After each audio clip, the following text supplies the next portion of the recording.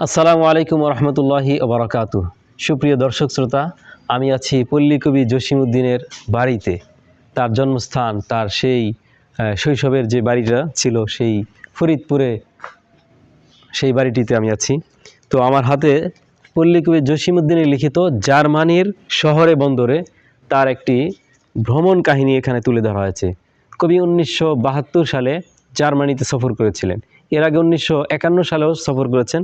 তো 1972 সালে যখন তিনি জার্মানে যান, সে বিভিন্ন স্মৃতিকথামূলক সেই ভ্রমণ কাহিনী তিনি এই বইতে তুলে ধরেছেন। পল্লী কবি জসিমউদ্দিন 1903 সালে 1 জানুয়ারিতে তিনি জন্মগ্রহণ করেন এবং 14 মার্চ 1976 সালে তিনি মৃত্যুবরণ করেন। তো আমার বড় আনন্দ লাগছে যে পল্লী কবি জসিমউদ্দিনেরই বাড়িতে এসে তার সেই লেখা বইটি আমি এখানে এনেছি এবং পড়ছি। খুব ভালো লাগছে।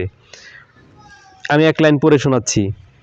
এদেশের ডাক্তারদের, নার্সদের বিষয়ে এত কথা লিখিতেছি, মনে মনে অনেকখানি আশা আমাদের দেশের ডাক্তার নার্সেরা এদেশের ডাক্তারদের সেবার কাহিনী শুনিয়া অনেকখানি প্রেরণা লাভ করিবেন।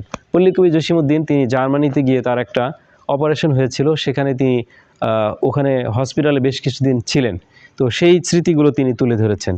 তো আমার কাছে খুবই ভালো লাগছে। এটা হচ্ছে পল্লী কবি জসিমউদ্দিনের মা বাবার ঘর। এই ঘরটিতে তার মা, বাবা এবং ছোট ভাই থাকতেন। আর এই পাশে আছে পল্লী কবি জসিমউদ্দিনের সেজ ভাইয়ের ঘর। আর এই পাশে পল্লী কবি জসিমউদ্দিনের বড় ভাইয়ের ঘর।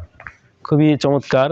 আসলে আনন্দটা যে কি পরিমাণ সেটা ভাষায় প্রকাশ করা সম্ভব নয়। সকলকে ধন্যবাদ। আসসালামু আলাইকুম রহমতুল্লাহি ওয়া বারাকাতুহু।